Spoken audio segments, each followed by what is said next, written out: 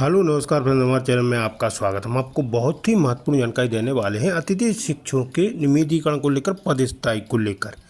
केसी पवार जी ने स्पष्ट कहा है कि अतिथि शिक्षकों की सिर्फ एक ही मांग है, पदस्थाई और नियमितीकरण, और ये लेकर रहेंगे सरकार से। अब कैसे लेना है, इनकी रणनीति तैयार की जा रही है। इनने बोला है कि 17 वर्ष से हम सेवा दे रहे हैं तो हम पदस्थाई लेके रहेंगे, ठीक है। लेकिन अतिथि शिक्षकों के साथ जो दुर्व्यवहार किया गया है उसके संबंध में भी इनने विस्तार से जानकारी दी है। और संगठन ने स्पष्ट कहा है कि अतिथि शिक्षकों के हित में फैसला लिया जाएगा और अतिथि शिक्षकों का नियमितीकरण करवाया जाएगा। इनका एक ही उद्देश्य है, केसी पवार जी का और उनकी संगठन का। तो मैं इसके संबंध में पूरी विस्तार से जानकारी देने वाला हूँ। क्या कहना है केसी पवार जी का, अतिथि शिक्षकों को लेकर आगे की क्या रणनीति तैयार की गई है और शासन से क्या बात की गई है, पूरी विस्तार से जानकारी दे रहे हैं केसी पवार जी। तो आप वीडियो में बने रहे, वीडियो पूरा देखें। वीडियो अच्छा लगे तो आप लाइक करें और चैनल को सब्सक्राइब जरूर कर लें ऐसी नई अपडेट पाने के लिए। क्या कहना है केसी पवार जी का अतिथि शिक्षकों को लेकर। संघ के आह्वान पर पद स्थायित्व व नियमितीकरण की मांग को लेकर हम एक बार पुनः संगठित होंगे। इसलिए प्रदेश के समस्त अतिथि शिक्षक भाइयों बहनों, मैं आपसे निवेदन करता हूं, आपका मनोबल कम ना करें। आप इस लाठीचार्ज और हम लोगों पर की गई एफआईआर से विचलित ना हो। इसे तो आप सहर्ष स्वीकार करके अपने अंदर 10 गुना शक्ति लाएं और हम अतिथि शिक्षक पूरी शक्ति के साथ, पूरी ऊर्जा के साथ, हमने जो 15 साल 16 साल इस सरकार को दिए हैं, जो हमने तप तपस्या और त्याग किया है, उसका प्रतिफल हम लेकर रहेंगे। इसलिए मैं प्रदेश के समस्त अतिथि शिक्षक भाइयों बहनों से अपील करना चाहता हूं कि बिल्कुल किसी के बहकावे में ना आए। मैं केसी पवार व मेरी पूरी आज़ाद टीम स्वर्गीय अजय पाल सिंह राठौर व स्वर्गीय श्री अतुल शर्मा जी के पद चिन्हों पर चल रही है। हम लोग कभी आपसे झूठ नहीं बोलेंगे, यथार्थ सच्चाई जो है उससे हम अवगत कराएंगे। और हमारे संगठन में जितने भी लोग हैं इसी विचारधारा को लेकर चलते हैं। यदि इस विचारधारा के विपरीत यदि कोई भी जाता है तो आज़ाद स्कूल अतिथि शिक्षक संघ में उसका कोई स्थान नहीं है। तत्काल प्रभाव से हम हटा देते हैं, चाहे वो केसी पवार क्यों ना हो, संतोष कहार क्यों ना हो, मनोज सक्सेना क्यों ना हो, मुकेश जोशी जी क्यों ना हो। आज़ाद स्कूल अतिथि शिक्षक संघ का केवल एक ही उद्देश्य है कि हमारे प्रदेश के अतिथि शिक्षक भाइयों एवं बहनों ने जो 16 वर्ष का तप तपस्या त्याग किया है उसका प्रतिफल दिलवाना है। इसलिए हम सुबह से शाम तक कई आंदोलन ऐसे हुए होंगे, आपने देखा, परंतु हम पूरी आज़ाद टीम साथ में आखिरी दम तक, रात के 12 बजे तक प्रेस कॉन्फ्रेंस की और हमारे साथियों के साथ डटे रहे। उनका हालचाल हमने जाना। क्यों? क्योंकि हमने जिम्मा लिया था, और अगर हमने जिम्मा लिया है, हमने जिम्मेदारी ली है, तो उसका फर्ज हम पूरा अदा करेंगे। इसलिए सभी मध्य प्रदेश के अतिथि शिक्षक भाइयों बहनों से मेरा निवेदन है कि आप संगठित रहिए, एकत्रित रहिए और इतना आप अतिथि शिक्षक का दिमाग लगाइए कि कौन सी टीम, कौन से पदाधिकारी आपके साथ हैं। अरे पद स्थायित्व और नियमितीकरण की मांग को लेकर विगत 16 वर्षों से संघर्षरत है। और इसी तारतम्य में आज़ाद स्कूल अतिथि शिक्षक संघ मध्य प्रदेश ने 2 अक्टूबर 2024 का कार्यक्रम निर्धारित किया गया था, जिसकी सूचना पुलिस प्रशासन को सबसे पहले 20 सितंबर 2024 को माननीय पुलिस कंट्रोल रूम में दी गई थी। फिर हमें ऐसा सूत्रों से जानकारी मिली कि आपने जो 20 सितंबर को आवेदन लगाया है और नीलम पार्क मांगा है, आपकी संख्या अधिक आ रही है, हो सकता है प्रशासन आपकी अनुमति निरस्त कर दे। इसलिए हमने 23 सितंबर 2024 को हमारे कार्यालय प्रभारी आदरणीय पुष्कर सिंगरौली जी के द्वारा पुनः एक आवेदन माननीय पुलिस कंट्रोल रूम में लगाया गया कि यदि पुलिस प्रशासन को या सरकार को नीलम पार्क देने में कोई समस्या आ रही हो तो उसके स्थान पर हमें दशहरा मैदान टीटी नगर या अंबेडकर पार्क तुलसी नगर देने की कृपा करें। आवेदन लगने के बाद हम जब 1 अक्टूबर 2024 को भोपाल पहुँचे, भोपाल में पूरी आज़ाद टीम उपस्थित थी। मेरे साथ प्रदेश कार्यकारी अध्यक्ष आदरणीय श्री BM खान सर, प्रदेश महासचिव आदरणीय श्री संतोष कहार जी, मीडिया प्रभारी मनोज सक्सेना जी, सह मीडिया प्रभारी राकेश खंडेलवाल जी, हमारे प्रदेश कार्यालय प्रभारी आदरणीय श्री पुष्कर सिंगरौली जी, हमारे प्रदेश प्रतिनिधि आदरणीय संतोष कौशिक जी। हम सभी लोग 1 अक्टूबर को माननीय पुलिस कंट्रोल रूम पहुँचे। वहाँ हमारी आदरणीय एसीपी सर और अन्य पुलिस विभाग के सम्मानीय अधिकारियों से चर्चा हुई। संख्या को देखते हुए उन्होंने ये निर्णय लिया कि नीलम पार्क छोटा पड़ जाएगा, आपकी संख्या ज़्यादा आ रही है, हम आपको अंबेडकर पार्क देते हैं। ठीक है, हम लोगों को तो हमारी मांग माननीय मुख्यमंत्री तक पहुंचाना था। हमने सर स्वीकार किया कि हमें अंबेडकर पार्क मंजूर है और हमारे सभी साथी सुबह से वहाँ पहुँचना प्रारंभ कर देंगे। पुलिस प्रशासन ने पूरा सहयोग किया, हमारे साथ अंबेडकर पार्क गए, वहाँ की स्थिति का जायजा लिया। हमें निर्देशित किया गया कि आप मंच यहाँ बनाएंगे और भी जो समस्याएं हैं तो बताएं। हमने 2 समस्याएं मुख्यतः माननीय पुलिस प्रशासन के सामने रखी थी कि पहली कि यहाँ पानी की व्यवस्था की जाए और दूसरी रखी थी उस पार्क में थोड़ी सी गंदगी थी, इसे सफाई करवा दी जाए। माननीय पुलिस प्रशासन ने हमारी दोनों बातों को माना। तत्काल नगर निगम के कर्मचारियों को फ़ोन लगाकर वहाँ की सफाई का कार्यक्रम करवाया और दूसरे दिन बाकायदा पानी के 2 टैंकरों की व्यवस्था की। अब सुबह 2 अक्टूबर को हमारे अतिथि शिक्षक साथी भाई एवं बहन अंबेडकर पार्क तुलसी नगर का पहुँचना प्रारंभ हुआ। हमने पहले ही कह दिया था कि हमारा कार्यक्रम 2 बजे तक हमारे वक्ताओं के मत हम सुनेंगे, उनके अभिमत सुनेंगे, उनके वक्तव्य सुनेंगे। उसके बाद हम रैली के रूप में प्रदेश के मुखिया माननीय डॉक्टर मोहन यादव जी को हमारी पदस्थायित्व और नियमितीकरण की मांग को लेकर ज्ञापन देने जाएंगे। ठीक वैसा ही हुआ।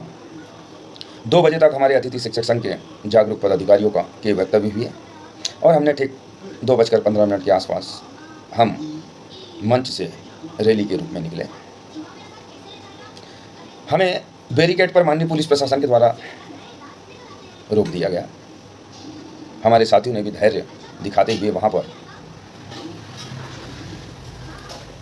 बैठने का काम किया।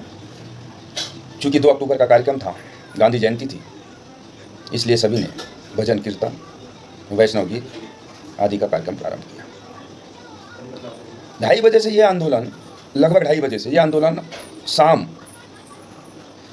7:30 बजे के लगभग तक शांतिपूर्ण तरीके से सब भजन कीर्तन में व्यस्त थे। इस बीच में पुलिस प्रशासन ने भी हमारा पूरा सहयोग किया।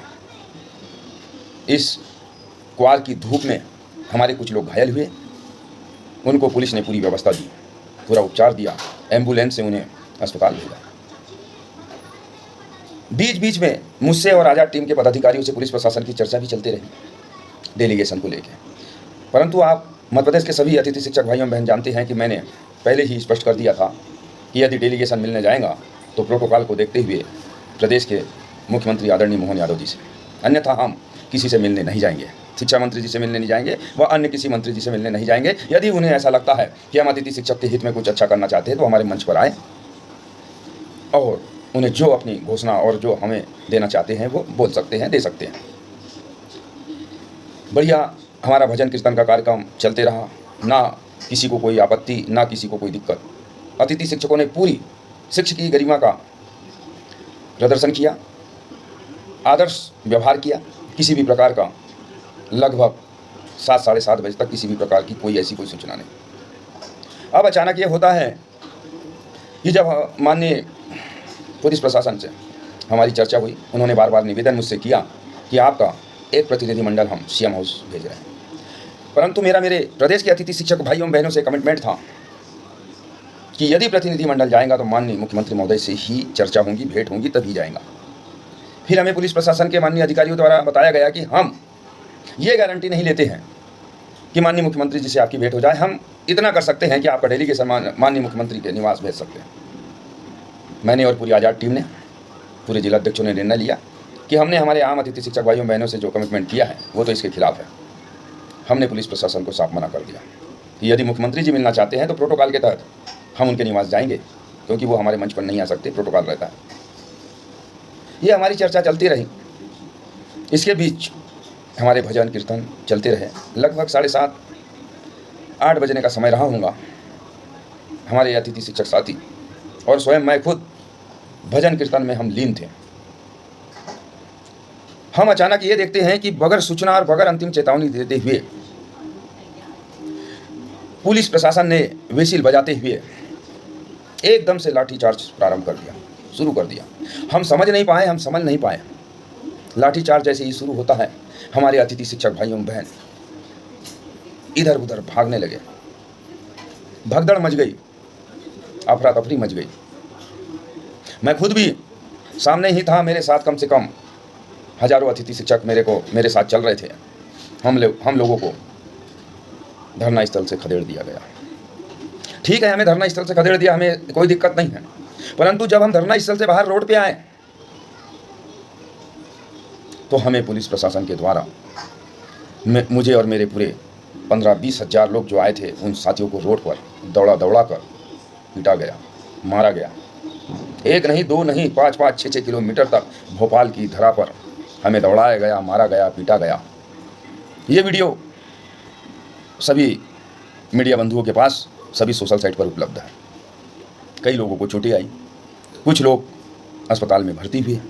उस समय अफरा तफरी से किसी के मोबाइल गिर गए। दिन भर से धरना प्रदर्शन चल रहे थे, मोबाइल डिस्चार्ज हो चुके थे, हमारी उनसे चर्चा भी नहीं हो पा रही थी। जब हमें 4-4, 6-6 किलोमीटर तक खदेड़ा गया तो सवाल ये उठता है कि जो पुलिस प्रशासन सुबह से लेकर शाम तक हमारे साथ सहानुभूतिपूर्वक व्यवहार किया, वो अचानक इतने आक्रामक क्यों हो गए?